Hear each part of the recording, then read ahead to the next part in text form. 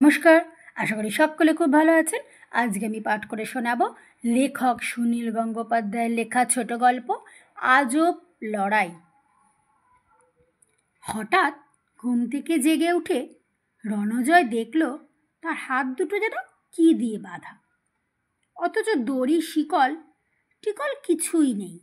হাত দুটো ছাড়াতে গিয়ে সে যন্ত্রণায় চিৎকার করে উঠল, যেন দুটো ব্লেড তার হাতের চামড়া কেটে দিচ্ছে।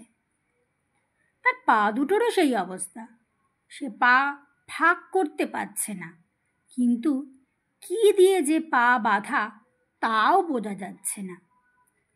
রণজয় এদিক ওদিক তাকিয়ে দেখল তার পাশে গুটুলি নেই, কেউ নেই। মস্ত একটা বড় শিমুল গাছের তলায় সে যেন আগে যেমন শুয়েছিল সেই রকমভাবে শুয়ে আছে। অতি কষ্টে সে উঠে বসল। হাত দুটোকে মুখের কাছে এনে সে দেখল একটা চুলের মতন সরু কোন সুতো দিয়ে তার কবজি দুটো বাঁধা হয়েছে, কিন্তু চুল নয়। সেই সুতোটার রং নীল, তাই তার চামড়ার মধ্যে একেবারে মিশে গেছে। রণজয় আর একবার কিছু একটু টানবার চেষ্টা করেই বুঝল এই সুতো ছেঁড়ার স্বাদ তার নেই। টানতে গেলেই তার হাতের চামড়া কেটে যাচ্ছে।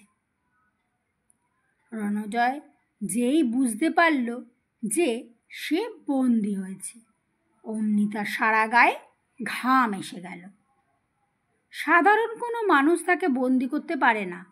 মোটা মোটা লোহার শিকল রণজয় এক হাঁচকা টানে ছিঁড়ে ফেলেছে এর আগে, কিন্তু সে এই সরু সুতো ছিঁড়তে পারছে না। এত সরু সুতো এত শক্ত কি পৃথিবীতে পাওয়া যায়? উঠে দাঁড়াবারও ক্ষমতা নেই।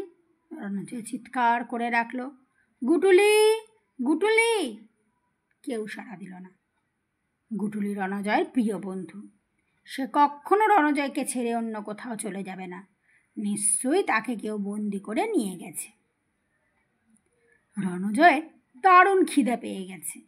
ঘুম থেকে উঠলেই তার খিদা পায়, আর বাচ্চা বয়সের মতন বেশি খিদা পায়। পেলেই তার কান্না এসে যায়, যদিও তার চেহারাটা এখন রূপকথা দৈত্যের মতন। হঠাৎ পাতার উপর খসখস শব্দ হতেই রণজয় ঘাড় ঘুরিয়ে তাকাল। দুজন মানুষ সমান তালে পা ফেলে হেঁটে আসছে জঙ্গলের মধ্যে দিয়ে। তারা দুজনে চ্যাংদোলা করে ধরে আছে একটা হরিণ।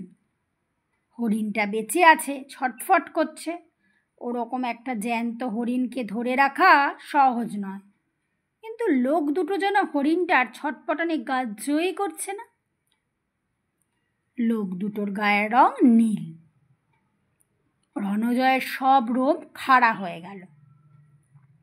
এদের সে চিনতে পেরেছে, এরা সপ্তম গহ্বলয়ের প্রাণী। এরা একবার রণজয়কে ধরে নিয়ে গিয়েছিল, এরা আবার ফিরে এসেছে। লোক দুটি রণজয়ের কাছে এলো না, তারা পেছন দিকে জঙ্গলের আড়ালে চলে গেল। একটু পরে সে দেখতে পেল সেই লোককে, এক হাতে এক জ্যান্ত মাছ, অন্য হাতে একটা টিয়া পাখি। আশ্চর্য ব্যাপার, এরা জ্যান্ত হরিণ, খরগোশ, টিয়া পাখি ধরছে কি করে? এই লোকটি রণজয়ের সামনে এসে দাঁড়ালো। এর মাথায় একটিও চুল নেই, মুখে দাড়ি গোঁফ নেই, ভুরু নেই, চোখের পল্লব নেই। সে কিরমির করে কি যেন বলল।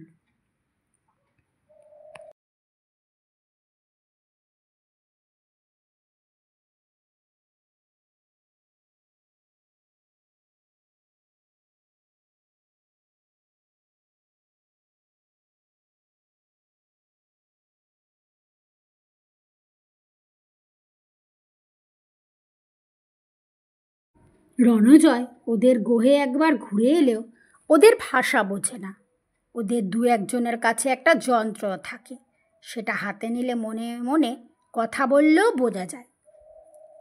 লোকটার ভাবভঙ্গি দেখে অবশ্য বোঝা গেল সে রণজয়কে তার সঙ্গে যেতে বলছে, কিন্তু রণজয় তো উঠে দাঁড়াতেই পারছে না।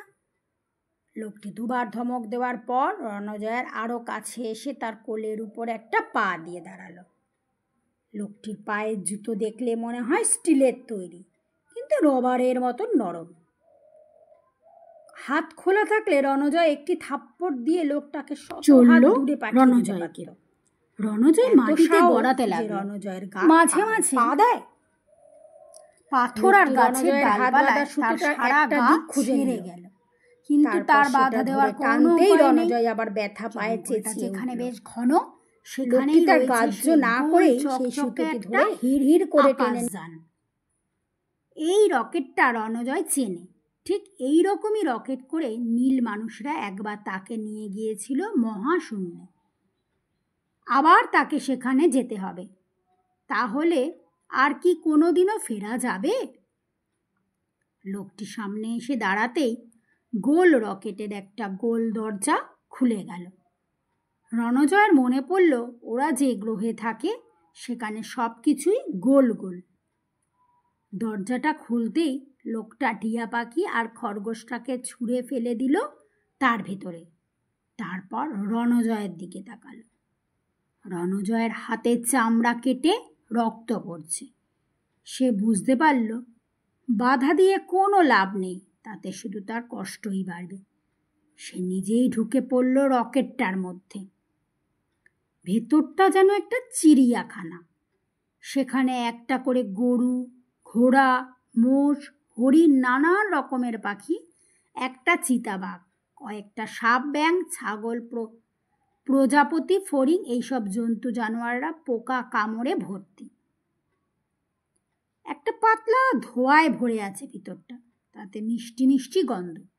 সে ধোঁয়ার জন্য বোধহয় জন্তু জানোয়ারগুলো সবাই এক জায়গায় স্থির হয়ে আছে, কেউ ছটফট করছে না। এক কোণে বসে আছে গুটুলি। সে অজ্ঞান হয়ে যায়নি, কিন্তু রণজয়কে দেখে কোনো কথাও বলল না, শুধু তার চোখ দুটো বড় বড় হয়ে গেল। যে লোকটি রণজয়কে টেনে নিয়ে এসেছিল সে এবার রণজয়ের হাত ও পায়ের সুতোর বাঁধন খুলে দিল। তারপর ধমক দিয়ে কি যেন বলল। রাগে রণজয়ের পিত্তি জ্বলে গেল। এই লোকগুলো পৃথিবী থেকে নানা রকমের জন্তু জানোয়ারের স্যাম্পেল নিয়ে যেতে এসেছে এখানে নিজেদের গ্রহে। তা বলে কি তারা মানুষ ধরে নিয়ে যাবে? পৃথিবীর মানুষকেও এরা জন্তু মনে করে? এই লোকগুলো কেউ রণজয়ের মতন লম্বা নয়, কিন্তু রণজয় জানে না যে এদের মধ্যে কে রক্ত মাংসের প্রাণী আর কে যে যন্ত্র মানুষ তা বোঝবার উপায় নেই। এই যন্ত্র মানুষরাও একরকম নরম ধাতু দিয়ে তৈরি, তাই তাদের হাত পা মানুষের মতো নয় মনে হয়, কিন্তু এদের গায়ে অসম্ভব শক্তি। একটি মেয়ে বেরিয়ে এলো ভিতর থেকে। তার হাতে একটা ছোট্ট গোল রেডিওর মতন যন্ত্র। সেই যন্ত্রটা মুখের কাছে এনে সে কিছু বলল। রণজয় এবার পরিষ্কার বাংলায় শুনতে পেল, এই যে পলাতক, আবার আমাদের দেখা হলো, আমায় চিনতে পারো? রণজয় মেয়েটাকে চিনতে পেরেছে। আকাশের বহু দূরে সৌরলোক থেকে কোটি কোটি মাইল পেরিয়ে এদের নীল রঙের গ্রহে রণজয় একসময় বন্দী ছিল। সেই সময় এই মেয়েটি পাহারা দিত তাকে। ওদের গ্রহে ছেলেরা আর মেয়েরা সমান কাজ করে। এই মেয়েটির চোখে ধুলো দিয়েই রণজয় কোনো রকমে পালাতে পেরেছিল। রণজয় বলল, আমাকে পলাতক বলছো কেন? আমি তো এই পৃথিবীরই মানুষ। তোমরা আমাকে বন্দি করেছিলে, আমি আবার পৃথিবীতে ফিরে এসেছি।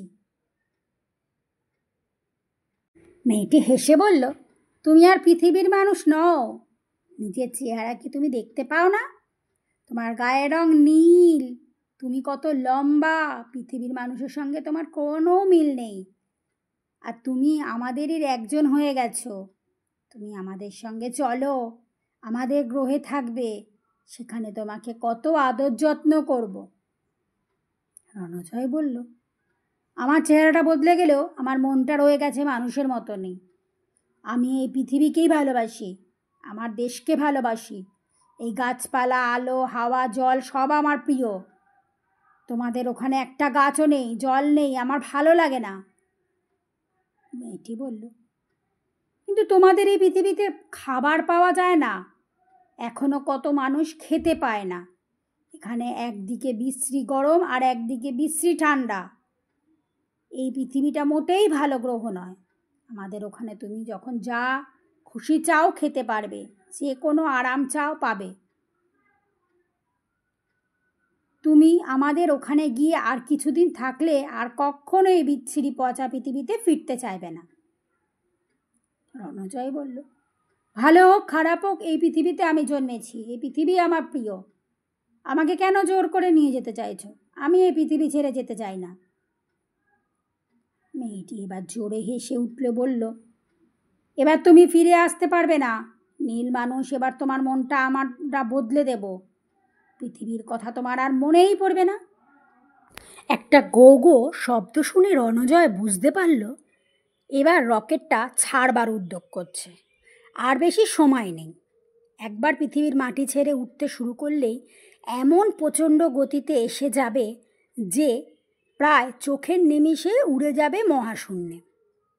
রণজয় মিনতি করে বলল, তোমরা সভ্য শিক্ষিত প্রাণী, তবু তোমরা ডাকাতি করতে আসো কেন? মানুষকে জোর করে ধরে নিয়ে যাওয়া অন্যায়, তা তোমরা বোঝো না? মেয়েটি বলল, অন্যায়? সে আবার কি? এ কথাটার মানেই তো আমরা জানি না। তোমাদের যখন যেটা ইচ্ছা হয় আমরা সেটাই তখন করি। রণজয়ের পাশের লোকটি তার নিজের ভাষায় কি যেন বলে রণজয়ের হাত ধরে তাকে বসিয়ে দিতে গেল। সঙ্গে সঙ্গে সে হাতটা ছেড়ে দিয়ে যেন ব্যথা পেয়ে উহ করে উঠল। রণজয়ের হাতটা ফোঁটা ফোঁটা রক্ত আর ঘামে ভেজেছিল। সেই হাতটা ধরেই লোকটা ছেড়ে দিয়েছে। রণজয়ের মনে পড়ে গেল, এরা কোনো তরল জিনিস সহ্য করতে পারে না। হঠাৎ জলের মধ্যে পড়ে গেলেই এরা মারা যায়। হঠাৎ প্রথমবার রণজয় যখন দুঃখে কেঁদে ফেলেছিল, তখন তার চোখের জলের কয়েক ফোঁটায় ওদের একজনের হাত পুড়ে গিয়েছিল। আর সময় নেই, আর সময় নেই, রকেটটা এক্ষুনি উড়বে। রণজয়ের কাছে একটাই মাত্র অস্ত্র আছে। সে ঘুরে দাঁড়িয়ে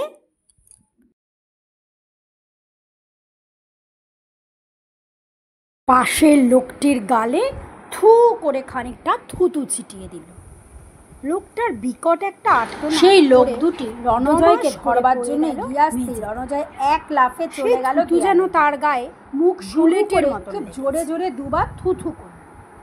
ওদের দলের ফসকে ব্যাপারটা বুঝতে পারল। অন্য লোকটির গায়ে তার নিজের ভাষায় আগুনের লোক দুটিকে মানুষের আদেশ ছটপট করতে লাগলো। বাকি লোকটি কোমরে হাত দিল একটা অস্ত্র তোলবার জন্য।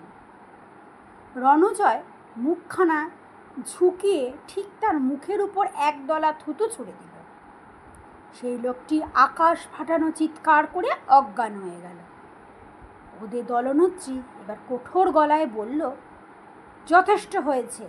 ওহে পলাতক নীল মানুষ, তুমি এবার শান্ত হবে না, এই মুহূর্তে তোমাকে শেষ করে দেব। সেই মেয়েটির হাতে একটা ছোট্ট গোল মতন অস্ত্র। রণজয় জানে ওর থেকে ঝলকে ঝলকে নীল আগুন বেরায়। সে নীল আগুন মানুষ তো দূরের কথা, ইস্পাতও গলিয়ে দিতে পারে। রণজয়ের গলা শুকিয়ে গেছে, মুখে আর থুতু নেই, থাকলেও অত দূরে থুতু পৌঁছাতো না। আর কোনো উপায় নেই, এবার তাহাকে হার স্বীকার করতেই হবে। ওই গোল যন্ত্রটার সঙ্গে আর চালাকি চলে না। মেয়েটি বলল, আস্তে আস্তে বসে পড়ো, দেয়ালের দিকে মুখ ফেরাও, এবার তোমাকে অজ্ঞান করে ফেলতে হবে দেখছি। তোমাকে ভালো কথা বললেও। মেয়েটির কথা শেষ হলো না। সে আ করে চিৎকার করে উঠল। রণজয় দেখল পুটুলি কখন চুপি চুপি মেয়েটার পেছন দিকে চলে গেছে। এবার সে লাফিয়ে উঠে পেছন থেকে মেয়েটির মুখখানা ধরে তার দুই কানের মধ্যে থুতু ছিটিয়ে দিয়েছে। মেয়েটি মেঝেতে পড়ে গেল। যেতেই রণজয় এক লাফ দিয়ে রকেটের দরজা খুলে ফেলল। রকেটটা সবেমাত্র মাটিতে ছাড়তে শুরু করেছে। রণজয় চিৎকার করে বলল, গুটুলি লাফিয়ে পড়। তারপর নিজেও ঝাঁপ দিল। রণজয় আর গুটুলি দুজনেই পড়ল একটা বড় গাছের ওপর। তারপর গড়াতে গড়াতে ডালপালার মধ্যে দিয়ে খসে পড়ল মাটিতে। খুব বেশি তাদের লাগেনি। গুটুলি বলল, ওস্তাদ, ওরা কি আবার ফিরে আসবে? রণজয় বলল, এই রকেট একেবারে শূন্যে উঠে গেলে ফিরে আসতে সময় লাগে। তার আগেই আমরা পালাবো। দাঁড়াও, একটু জিরিয়ে নাও। এখনো বুক ধড়ফড় করছে রে। এইরকমভাবে যে বাঁচতে পারবো কল্পনাও করিনি। গুটুলি থু থু করে নিজের হাতে দুবার থুতু ছিটিয়ে বলল, ওস্তাদ, সত্যি থুতুর এত শক্তি? কোনোদিনও তা বুঝিনি। রণজয় বলল, থুতু এমনি এমনি খরচ করিস না, ভবিষ্যতে আবার কাজে লাগতে পারে। নমস্কার, গল্প পাঠ এখানেই শেষ হলো।